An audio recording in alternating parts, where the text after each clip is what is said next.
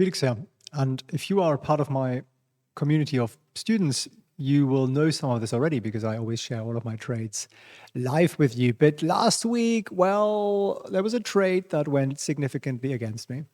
And I think the biggest lessons that we actually learn are usually from mistakes or things having gone wrong. So rather than just always going, oh my God, I'm so amazing at trading, I want to share with you here a one that really went the wrong way, and why it is, why I set it up, and what allowed me to come out of this still somewhat alive. So let's jump straight into it. Before we do that, I want to encourage you to get your hands on Goldman's top 9 stocks. It's a benchmark, and I keep making benchmarks because I desperately want you to be a better investor. And honestly, the more benchmarks you look at more companies, the more you understand what margins are, what return on equity are, what return long-term earnings trends are, and so on for big companies, the better investor you'll be, because your horizon will just be broadened, and it's completely free. Just go to felixfriends.org/9, felixfriends.org. It's the number 9, in case you're not watching but listening. And I own one of these stocks, actually, Visa Card. There are a couple of other ones that are on there that are good. One or two that I don't fully understand. As in, I don't fully understand why people would buy them. Uber is one of those, and Wells Fargo is the other one. But come to your own conclusions. Be smart about it. Don't think that this is advice. I'm not telling you to buy those. I'm telling you to study those because that'll make you smarter. And let's jump straight into the misery, shall we? Now, what's the misery here? Well, apart from Microsoft having annexed my color pen and now only allowing me black colors they're doing their bit to bring inflation down by eliminating all colors. Seriously, I don't know what happened to my color pen. So everything is in black today. I don't know why. Oh my God, they've hidden it. Oh, there is a new function. Okay, how marvelous. All right then, so we've got it in color. Can you see this trade here? Minus 75%. BA. What the heck are you doing buying Boeing? I hear some of you saying, these are options trades. I'm not buying this stock. I have no intention of owning this stock. Do I give a hoot about Boeing? No, not really. Is it a stock I would own? Probably not. It's far too dependent on like government contracts, big airline contracts. It's cyclical. It's all the things that I don't like about businesses. But I'll tell you, first of all, how I lost to 75%. But to do that, you need to understand why I set the trade up. And you don't need to be an options trader to understand this. You don't even need to even have an inclination to become an options trader. You will still benefit from this, I believe. Okay, so here is the deal. You see that purple dotted line here on the screen? That one? That one? That's the date I set up this trade. It was the 25th of May. So on 25th of May, I woke up bright and early, and I was excited, enthusiastic. I set up some options trades. I might have even done this live. I probably did this on a live stream with my students. And what I was looking at is that, well, okay, Boeing is generally speaking heading in that direction, right? Falling knife, don't touch it. That would be my general rule. And we were right here.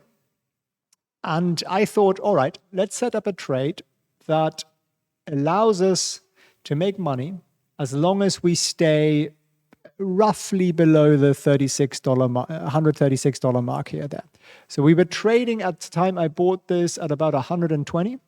So we were trading at $120, and we could have gone up to $136, so $16, so about a 15% increase in stock price in 1 week. And apologies if there was some echo here, I just turned that off. So that seemed like a fairly safe trade to me because the trend was incredibly negative. The other thing I had going for me is that here I have a Fibonacci line, which is a resistance, and we are also coming up pretty close to this pink line that's going down here, that one, which is the 30-day moving average line, which is also acts as a sort of bounce, and it did actually. It did. If you can see that here. It bounced off that line on actually both days. It didn't manage to cross it. So I sort of thought, okay, we're pretty safe here. That's MA30. And it wasn't just me thinking that. We also had, looking at the statistics, because for the marvelous thing with options is that we have statistics, there is an 80% plus probability on this trade of making money. which is the case for all of the trades I make, and therefore I'm super happy to make them. And if I look back at my trades for the year, about 78% made money, and about 21, 22% didn't. And that's exactly where it should be. So what happened? Why was I losing money? Why did I not get out of this trade? And what's the consequence? Okay, so what happened is a bunch of things. I essentially got, not unlucky, but I got the 20% treatment, which you get occasionally when you set up an 80% trade. So there is still, you do it 10 times, 2 out of 10 times you lose, right? That's exactly what happened here.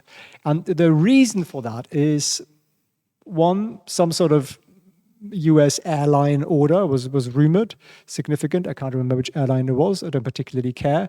But they were going to order like a lot of planes, basically. And the second thing is, what then also happened, and this is even worse, is the bleeding Germans, and I'm one of those, they ordered Chinook helicopters, right? So they ordered, these little things here.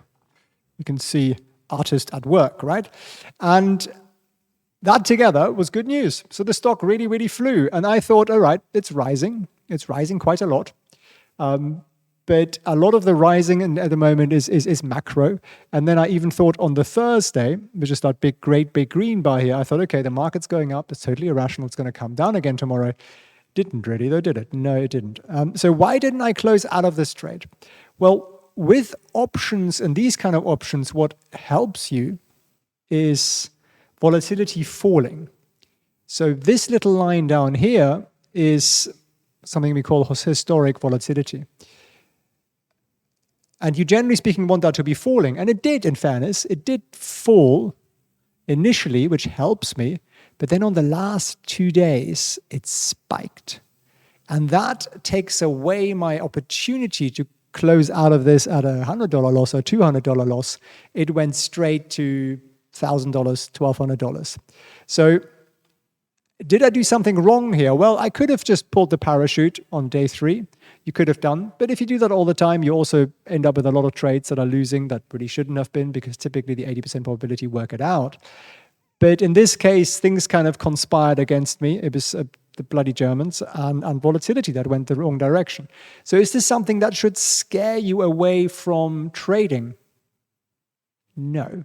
What it does mean, though, is that you need to have your risk management down. And that's precisely actually why when I finished the week, I added it up and I was like, this was actually pretty good. I think if you add all of these trades up that I closed during the week, so all of these trades I closed in that same week, I think we made $26. I'll check it in a second. And maybe it was $6. I actually think we made $6. And you could say that's terrible. That's no return at all. Wrong way of looking at it. We preserved our capital. We absorbed a significant loss, so $1,300 loss there on that trade. How? Because we had that one, that one, that one, that one, this one, this one, this one, and this one that made us money. And that's precisely what we do. And if you look at the kind of stocks, so BA is kind of like an industrial or airline type thing. Facebook is advertising. Apple is tech, right? Microsoft is SaaS. Amazon is basically consumer goods. SPX is just a bit of everything. We did 2 of those trades, who made us 4.8% in the space of 1 or 2 days each, which is lovely. CRM is, well, it's sort of SaaS as well, but it's a bit different.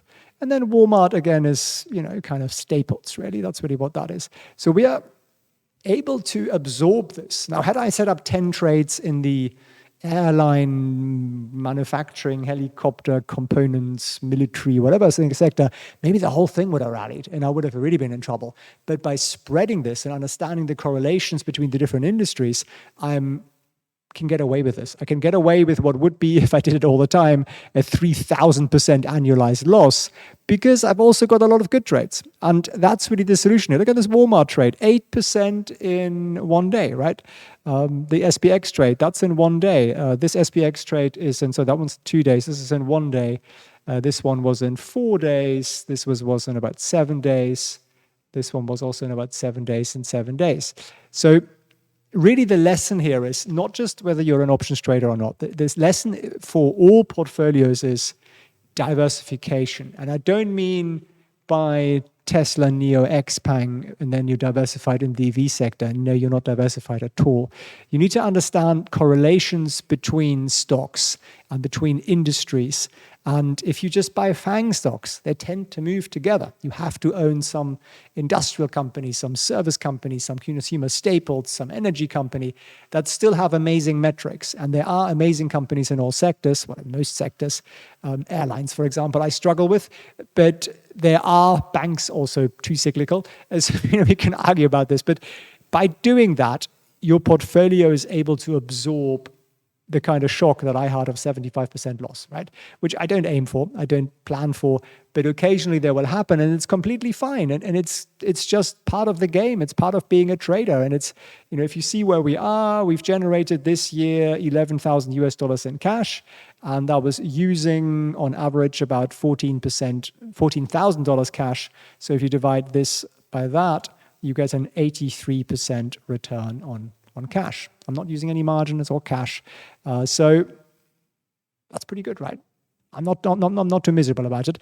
I am a little bit miserable when I get these trades, and it makes me a little bit more frantic. And it just means actually I focus more. I knuckle down. I've been setting trades up every single day this week, and I will continue to do so. And of course, I share them all with you over in the Master Options community. So if you check that out, if you have an interest in that, and really the method is not a super complicated one. Like anybody with the mental capacity of a 12-year-old could be a very, very successful options trader. And why do I keep banging on about that? And some people get annoyed with me. Look, if you knew something that was making you money and that could help to make everybody else money, wouldn't you want to share it? If the sharing it doesn't hurt your ability to make money? And it might eventually, if the whole world became an options trader tomorrow, it would be a lot less profitable. But if a couple more thousand of you become options traders, it's not really going to affect us. The market's far too liquid, the market's far too big. You're not all going to become Goldman Sachs tomorrow. So have a look at it. You might have some questions on it. You might not fully understand it. You might have some fears on it, felixfriends.org. And actually, probably easier if I show it to you on the page here. Here it is. And that's completely natural. So the way we teach you is using paper trading. You put zero money at risk. And after about a month, I'd say you're probably ready to start doing some small trades. In fact, actually, most of my students make their money back in the first month. They're maybe a little bit quicker, but some are a little bit slower, and that's completely fine. It's not a race. It's not like stocks where you think, oh, this is the biggest opportunity ever. No. With options, there are new opportunities every single day. Every morning, every lunchtime, every afternoon, every evening, every single day, every single hour, you could find a great trade. So that's kind of reassuring, and it just allows you to continuously make small incremental profits on lots and lots and lots of trades that'll add up to a very, very nice cash income. And it's as simple as that. All you got to do is learn it somewhere. Don't have to learn it from me. You can learn it from somebody else. Can you learn it in a book? I don't really know. You can learn the theory in the book, but it's not really about the theory. It's about the practice and the strategy, what actually works. And I personally certainly didn't learn that from a book. I learned that from traders who are successful. And I think that's sort of where I would go with that. It's a little bit like reading a book on how to exercise. It's probably better to go to somebody who's in great shape, and he can teach you how to do the right exercises rather than all the rubbish ones that in theory you could do. So there we are. Very mixed week. I'm not super happy with the result in terms of numbers, but actually super happy with the result in terms of our risk management works. We can easily absorb a shock like that, and it actually keeps me motivated. And I think for everybody was part of that, everybody who saw me do that, everybody who's maybe in a similar trade, you obviously went through the same thing, and hopefully we all come out of this smarter. So that's the reason I wanted to share it with you. Thank you very much. If you find this video interesting, because it sort of gives you an insight behind the scenes, then do let me know, and I'll make more content like this. Just write, Felix, that was interesting. All right, Felix, that was really, really boring. You bought the pants off me, and also put that in the comments, please, and I will act accordingly. Thanks very much for tuning in. I appreciate it.